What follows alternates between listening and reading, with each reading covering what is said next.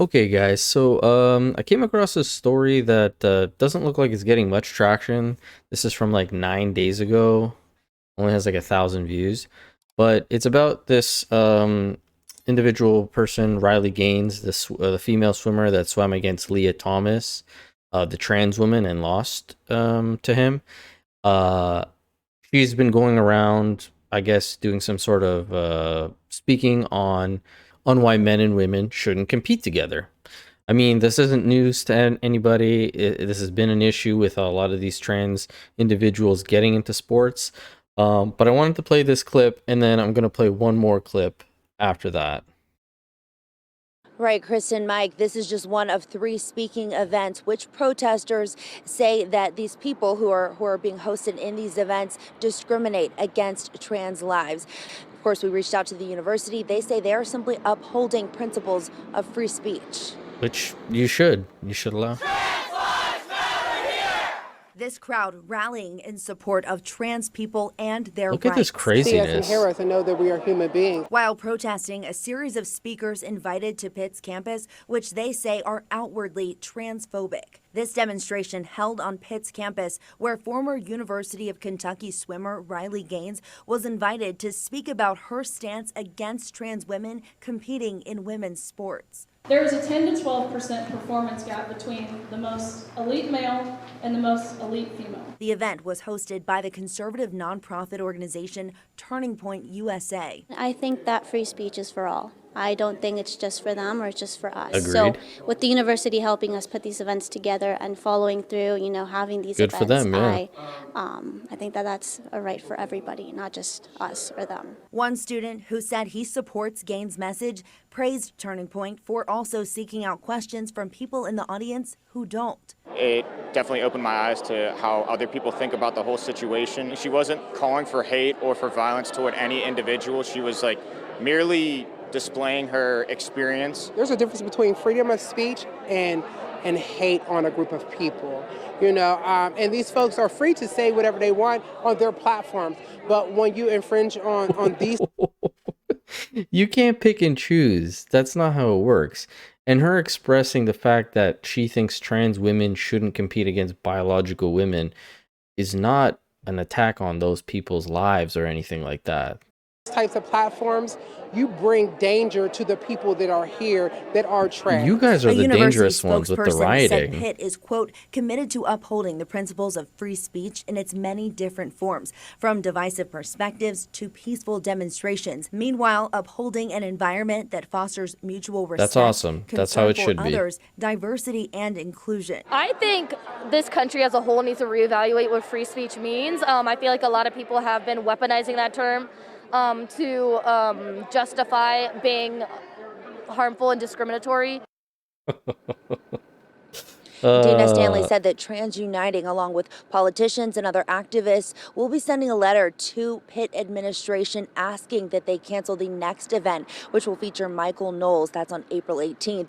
And they said that if that doesn't okay, first of all, if people don't want to go, then they don't have to go. They don't need to go listen to Michael Knowles talking, for one.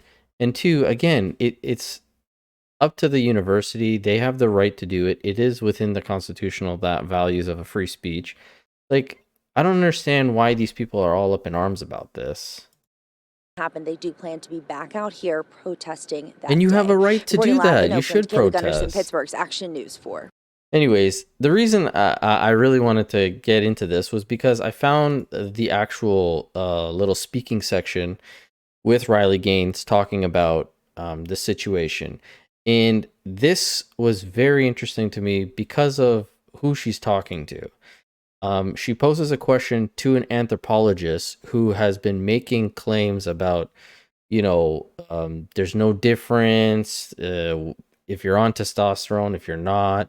Michael Phelps, this and that. Like he's choosing exceptions to the rule, which you never do in an argument or as an example, because again, those are the exceptions.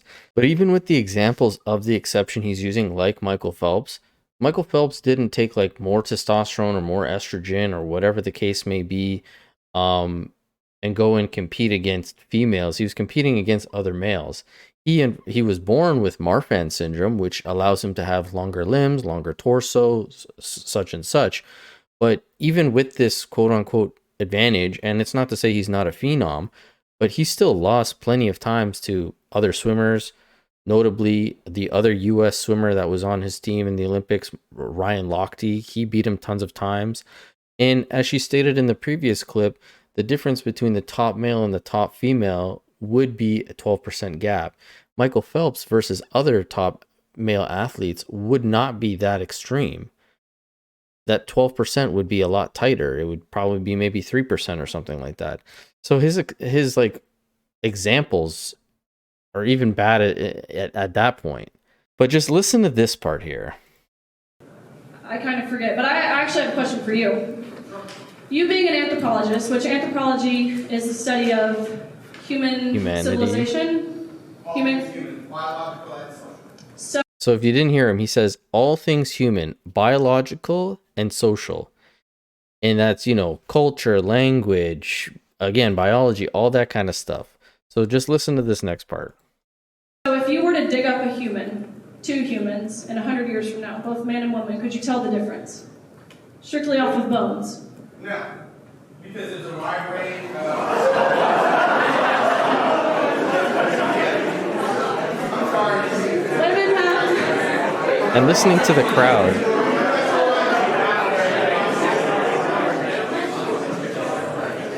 I'm not sure why I'm being laughed at if I'm the expert in the room. Have any of you been to archaeological sites? Have any of you studied biological anthropology? I'm just saying. I've got over 150 years of data. Seems like he's putting it to good use. Why I'm being laughed at when I believe it or not, I have put a lot of research into this because I'm not. So all the people on the trans side start clapping once he says, well, I have the PhD.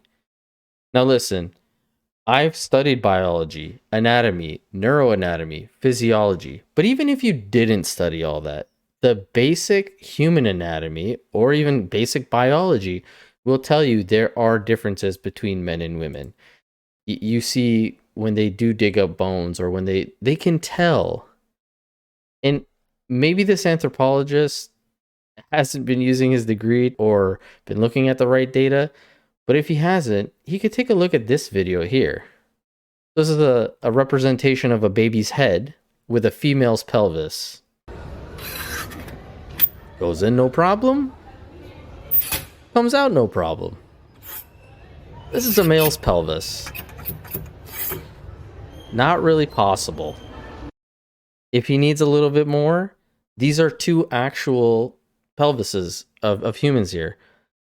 Male's pelvis, which is this one here, they're taller, they're a little bit more narrow, and they have a tighter angle here. Females, a little bit shorter, wider, and have a wider angle here, more of a 90 degrees, not as acute as this one. And so if you were to dig up people's bones, you could tell just based off the pelvis alone if they're a man or a woman. Now, I'm sure there's going to be maybe some anomalies, but not enough that you would be like, I have no idea what this is. So the fact that the crowd is laughing and this guy's getting so defensive and saying, well, I don't know why I'm getting laughed at. I have the PhD. I'm the expert here. It's kind of crazy that an educator, and if he is a PhD, would be going against his own, like this is what he studies, anthropology, the study of anything biological or social for humans. It's crazy to me that this is what this educator is saying. But anyways, we've talked about the education system kind of going, but you guys let me know what you guys think about this. And as always, I will catch you guys on the next one.